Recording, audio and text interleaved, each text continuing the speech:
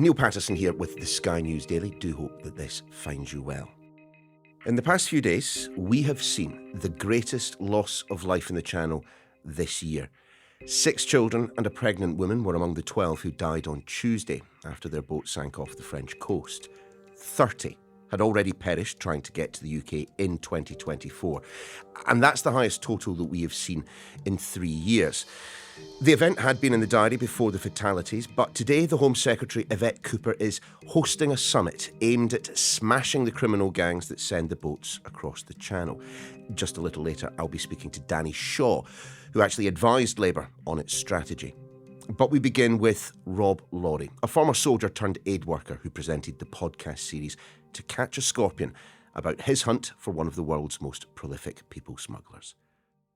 Whenever we talk about the situation in the Channel, we always seem to focus on the boats, on the illegal migration, on the effect that people are having on communities in the United Kingdom. We don't tend to focus on the way in which we get here. How much do we genuinely know about these people smuggling gangs? People don't know anything about the complexity and efficiency of human trafficking networks. And even the term gangs is really belittling what they are. And so when I hear smash the gangs, I take no notice of it, because they are a very complex, well-oiled, really well-established, industrialized networks, plural, running from the Middle East, from the African nations through Europe. And we're not going to stop the gangs. I've termed a phrase that I'd like to start a list of hearing, maximize disruption. That's all we can do. We can work through law enforcement, European partners, if and hopefully when they come on board, to disrupt them as much as we can. But having worked in this field and researched this field and lived in this arena for over a decade, I don't think we'll stop it until there's no money to be made, because the profits are vast. I mean, really vast. The way you talk about these networks, Rob, it almost puts me in mind of multinational companies. I mean, are we talking about that level of sophistication and efficiency? We're talking about global economy streams. If they were legal businesses, they would be, up there in the FTSE 100 and and the ASDAQ, right up there at the top. Okay, so they are incredibly rich, and they're getting round the usual monitoring of bank transfers by using something pretty efficient that's known as the Hawala system. Just explain that. So the Hawala banking system is basically a money transfer shop where if I have a brother or a cousin in Iraq, I want him to come to the UK. I've done a deal with a smuggler, and it's going to cost maybe 20,000 euros or dollars to come all the way to the French beach.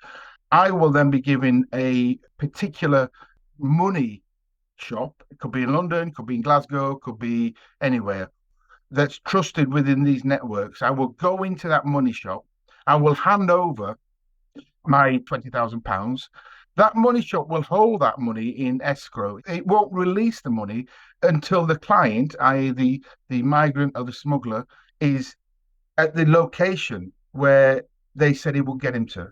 So how much do we know then about how people are getting to the beaches of Calais and then getting across? I mean, just talk to me about the organisation, the structure of these gangs. So I did an in-depth look at that. I did a podcast called The Smugglers Trail, where I actually got to the point of transferring money to a smuggler in Iraq that I'd arranged to buy 10 boats, 10 outboard motors and 3,000 life jackets. You've got to, first of all, understand the legal framework throughout Europe.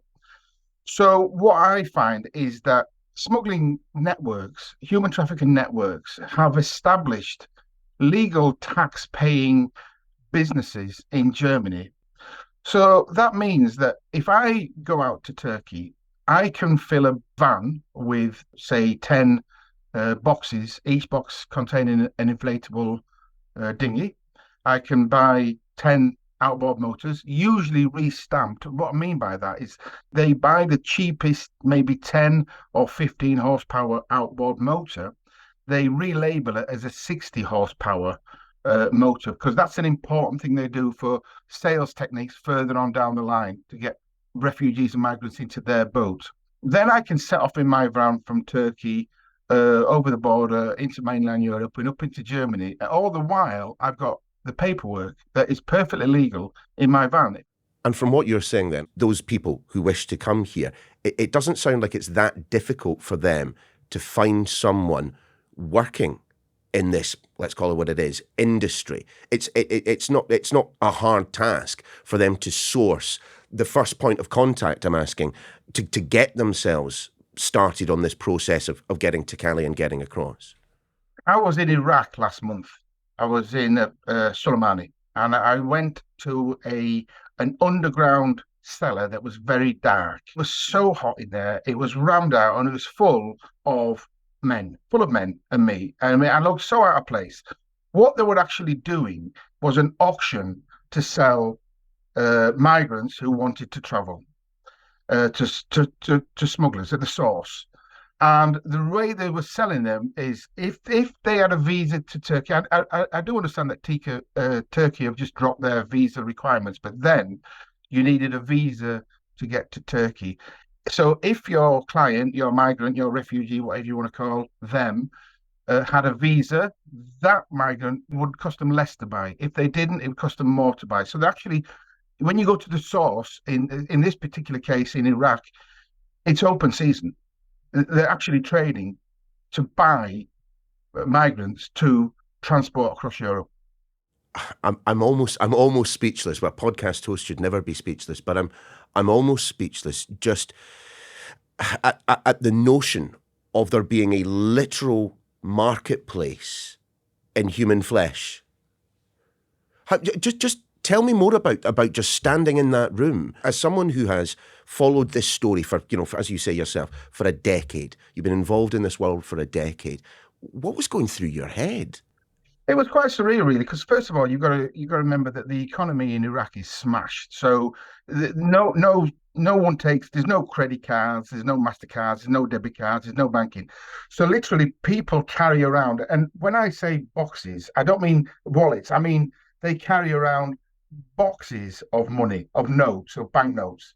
And I remember I just walked in, I walked down the steps, it was pitch black, and behind me, this guy was nudging me out of the way with, I think, three or four of these boxes stacked on top of each other under his arms like that. And it was just money. It was just cash. The economy smashed there, so everything is cash. Well, I could tell it was some sort of auction. But when I realized what it was like a little bit surreal, really. It was fast and it was quick. I mean, how did I feel? It was when I realized how it was, I was like, oh my gosh, they are actually trading human beings to send across Europe. Tell me a little bit, Rob, because your own story is fascinating, and this may well kind of cause a few people to remember the incident itself. But we were laughing about it beforehand. But in a sense, I'm an international child smuggler. that's it. That's the one that you yourself were a people smuggler. You were arrested at Calais with a young Afghan girl. Just tell us the story. Well, yeah, I'm glad you give me the opportunity because that sounds well dodgy, doesn't it? It does, yeah. Okay, so you know what? I'm not a people smuggler. I saw a 4-year-old little girl living in, sorry if you don't like the language, in utter shit by a sewer stream in a tent in France. Why would we want to allow children to live like that? When I first arrived in Calais in 2015, they were all living in tents, sleeping on the sandbags. So I came up with this building program where I started building proper shelters with tarpaulins. I ploughed a lot of my own money into that. People say, where do you get your money from? I was lucky enough to win a lot of money on Deal or No Deal. And I ploughed that money into that building project, as well as raising a lot of money via social media posts and what have you. I was due to come home and I'd literally been working for probably 10 days. I was exhausted. I was sat with a little girl around a campfire on my knee with other friends, and she fell asleep and she looked so cozy. And, I knew this little girl. I've been working with her. I had a moment of, you might want to call madness, when I just thought, I've got 3 daughters, and I just thought, wow, why are we doing this? Yeah, it broke me. So I decided, no, you're coming with me. I'm not going to defend what I did. It was utterly wrong. It wasn't thought through. That's my only interlude into international people smuggling. Just briefly, how's she doing now? Do you know where she is? Have you managed to keep in contact? You know what? The feedback to me from her mother is that she's top of her class. She's highly intelligent. She's in secondary school now, very, very academically gifted.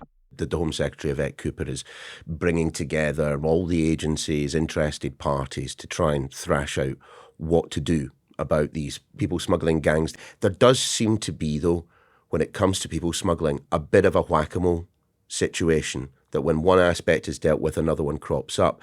And perhaps that is to do with the huge amounts of money and the huge interest in coming to Europe that you've also told us about. So, in short, is there anything we can do? Is this something that can be entirely stamped out, or is it an issue we need to manage? No, the only time the boats will stop is when human trafficking networks decide that there's not enough money in it or anything like that. What we should be aiming to do, and I always think back to when Richie Sunak made one of his top five, stop the boats. Well, as soon as he said that, I thought that's a big mistake because you ain't going to stop the boats, and that to promise that is just wrong. And I do agree with Yvette Cooper to some extent. We need to maximize our ability to disrupt at every level these gangs, because that's all we'll ever do. You know, the NCA and law enforcement in this country have done I think if you follow the cases, they've done a fantastic job domestically dealing with UK-based smugglers. There've been some high-ranking arrests recently that are due in court in the next couple of months. There's been a lot of sentences handed out both for Iraqi, Iranian, and Albanian high up smugglers. So they're not just aiming at the lower down facilitators. So the NCA in this country has had some success. I truly believe that if the UK can form really good relationships with places like Bulgaria, Croatia, Germany, Belgium, and France, and really set up a central task force to concentrate on this, that really do go ahead to try and disrupt it. I believe it can be done. We absolutely have to be on a really good working terms with our European partners. If we rebuild that relationship over the next administration, I think before too long we can really start seeing a difference in tackling human trafficking networks through the wider banking system and higher up the higher echelons of their administration. Thanks, Rob. And we will be picking up on Labour's attempts to stop the gangs next. Stay where you are.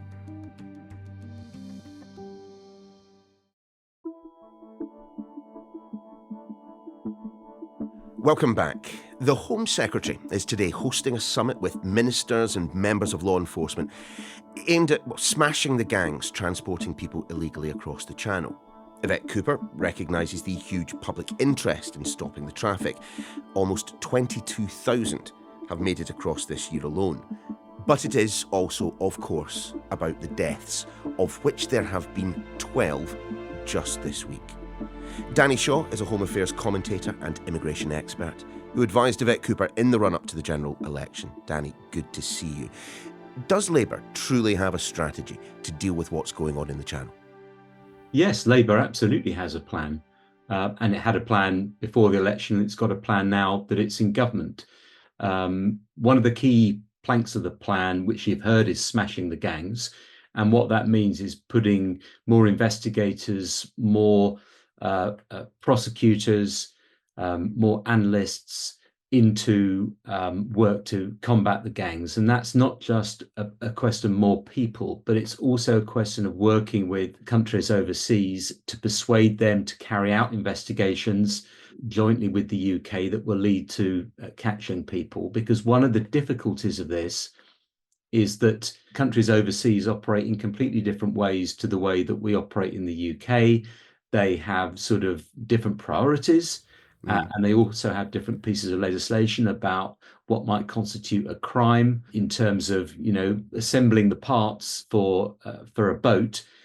UK prosecutors might say, well, that's clearly the intention is there to put together a boat to take people across to the UK, but they might need some persuading abroad that that's the intention. So there are lots of difficulties there. So that's one aspect of it. The Border Security Command, which you'll have heard quite a lot about. This is something which is sort of on a more strategic level.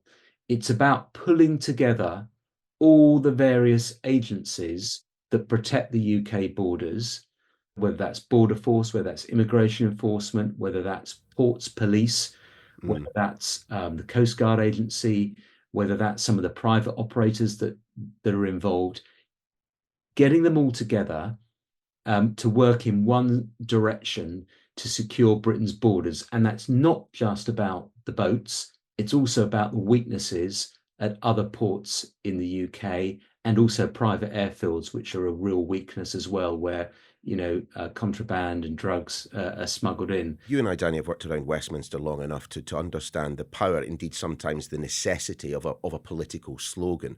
And you're right, we have moved from stopping the boats to smashing the gangs. But isn't the truth that, smashing the gangs, wiping out the gangs is just as impossible a task as stopping the boats, given the huge amounts of money that there are flowing to these people smuggling networks? I think you can make the work of the gangs really difficult. I think you can disrupt it. I think there is more that you can do, but it has to go alongside work that I believe needs to be undertaken on a diplomatic level to put in place some kind of agreement or deal between the UK and France, or the UK and the EU. That deal, would look something like, if you come illegally across the Channel to the UK, you'll be sent back to France or Europe straight away, no questions asked. There'll be a ferry at Dover waiting. Soon as you land on your flimsy boat, you'll be on that ferry and you'll be back to France by the end of the day. That will be the deterrent that will stop people attempting that journey. There's no doubt about that. What do we put in place with the French to make that happen? It has to be some kind of agreement whereby we process some claims in France or in the EU, or agree to take some of the more vulnerable claimants or people who have proven ties with the UK in terms of family connections or so on. It's not in the French interests to have the northern coastline, French coastline, sort of scarred by these problems and the resources that's taking. Practical difficulties I can see, but what is the moral difference between putting people who have arrived here in this country illegally to try and claim asylum, between putting them on a plane to Rwanda and the scheme that you've just described, having a boat standing by to take them straight back to France? Well, France is undoubtedly a safe country. There's no question about that. That's the first thing. There were doubts about how safe Rwanda was as a country, and the latest judgment by the Supreme Court determined that it wasn't safe. With the Germans, I mean, they're going to take advantage of the infrastructure that we have built. I mean, shouldn't we at least have investigated the possibility for slightly longer of the deterrent effect of sending people to Africa? There's one German official who carries some weight who's proposed this. We don't know whether the rest of the German government will follow and will do it. So let's not get ahead of ourselves on that, because I think they'll find that there are lots of obstacles in the way, just as the UK government, previous government, found there were obstacles in the way. It was looked at closely by the courts, by other officials, by Labour people when I was there and before I was there, and it was decided it's not workable. It cost a fortune. The estimate that was set out by Yvette Cooper was £700 million. The people are so desperate that they will take the chance anyway of crossing to the UK, even if there's a possibility they might be sent on a plane to Rwanda. I just don't think it will ever provide the deterrent that was necessary. But doesn't that also demand a more honest conversation with the British public about the fact that Brexit has made this much, much more difficult? Yeah, and we have to acknowledge that in terms of the hostility that some European countries and some officials and politicians felt towards us because of Brexit. And also, I don't think it's a coincidence that the small boat crossings basically started around 2018, 2019 in significant volumes, as the arrangements that we have with the EU fell away. I mean, we did have a returns agreement with the EU. There were people who would say, well, it wasn't used very much, but it was in place. I'm going to sound like a broken record here. Given the fact that, as we've found out already, I'm speaking to someone who has been tracking these gangs, there is so much money involved in the business. Don't we again have to be honest with the public and let it be known that we are going to have to take our fair share over the years, and that perhaps using phrases like smashing the gangs and indeed stopping the boats is a little bit too reductive for a situation as complicated and as nuanced as this? Look, the politics is one thing, winning elections is one thing, campaigning is another thing, and then governing is a third thing. And the messages and the slogans, that has to be there sometimes.